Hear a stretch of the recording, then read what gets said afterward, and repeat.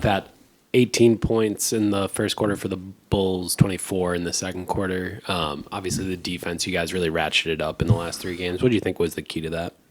Activity, I would say, having each other's backs, defending as 5 as opposed to 1.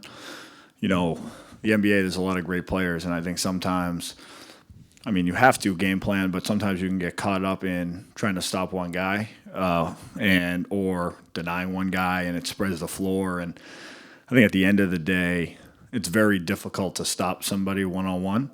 The more you can do it with 5 guys, the more that the primary defender knows there's 4 other guys that have his back.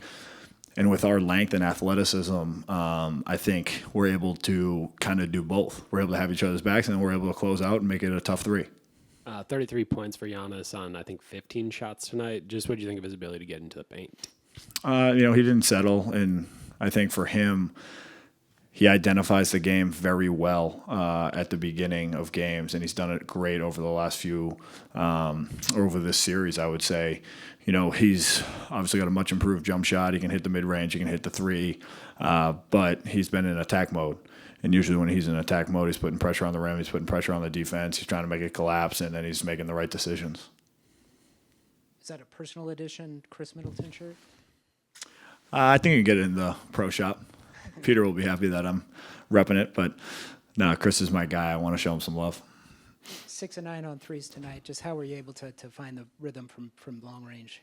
It's just about having the same mindset. Sometimes they go in, sometimes they don't. But for me, and what I think I've built upon this year is trying to make sure that I'm keeping myself honest with the way I'm shooting them.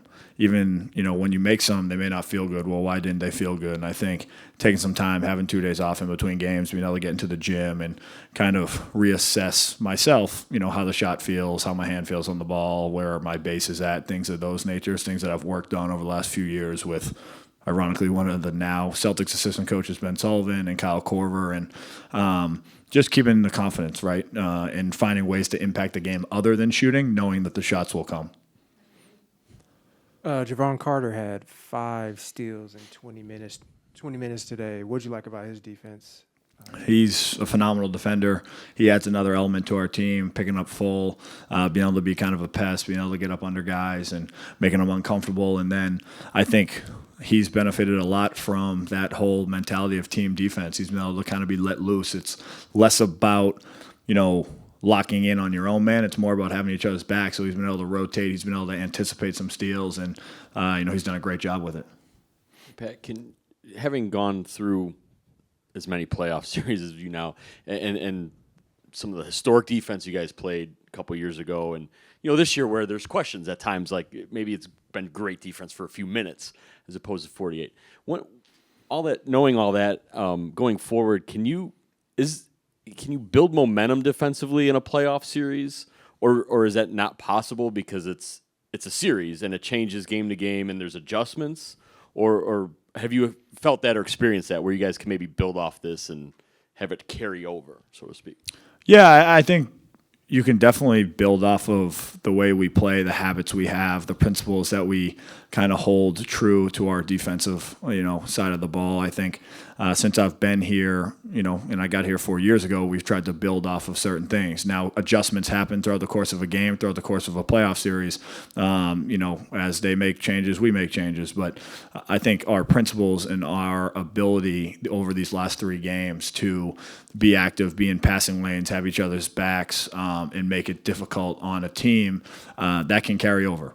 Game plans will change. The Celtics are a different team than the Bulls, but that, I would say, baseline of where we start can remain the same. Just regarding the Celtics, what's impressed you the most about what they've been able to do the second half of the season to kind of turn their season around? And just looking ahead, how difficult is that challenge going to be in the second round?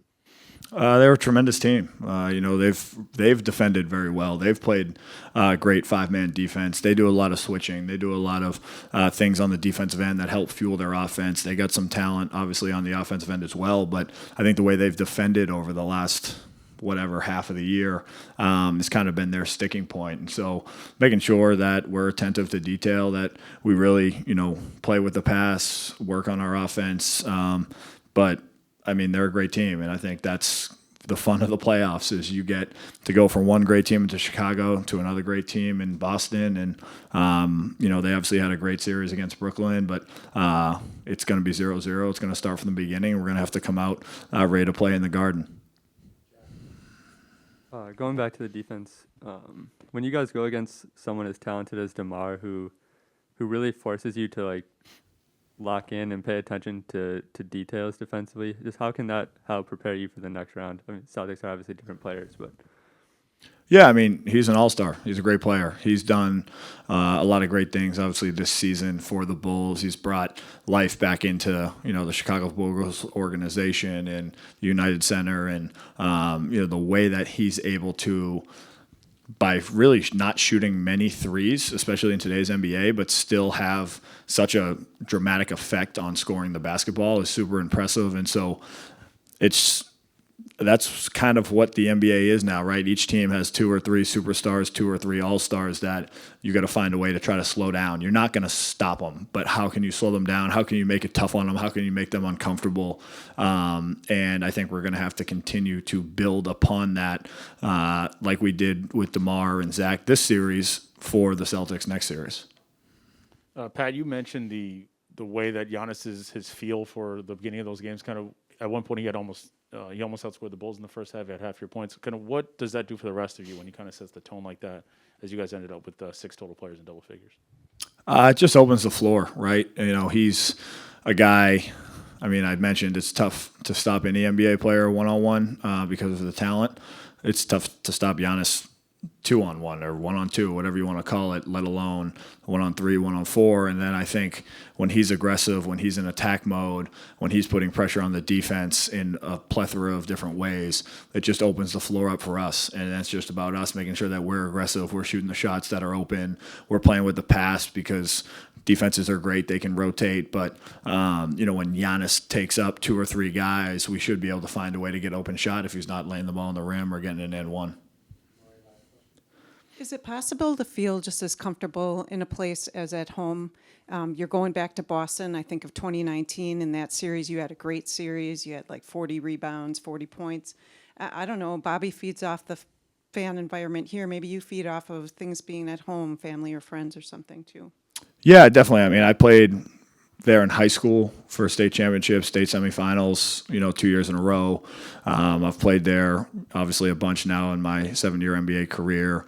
I used to go to games there when I was a kid. It's going to be a fun thing. I mean, the atmosphere that they bring is, I would say, top 3 or 4 in the NBA, especially when it comes to playoffs. And so when we played there a few years ago, there was no better feeling than being able to walk out of there with 2 wins. We're going to focus on obviously the first game, but for me, home now is Milwaukee, home now is the Pfizer. Playing in front of these fans, it doesn't get better than that. But being able to go back to a city that kind of helped shape who I am, and to go back to a building that had a bunch of players that helped and kind of started my love for basketball, and to do it, with this team, with my teammates, and with a goal in mind. It's a business trip, but it'll be pretty cool to be able to do it in a city that, I grew up 7-ish miles from the Garden.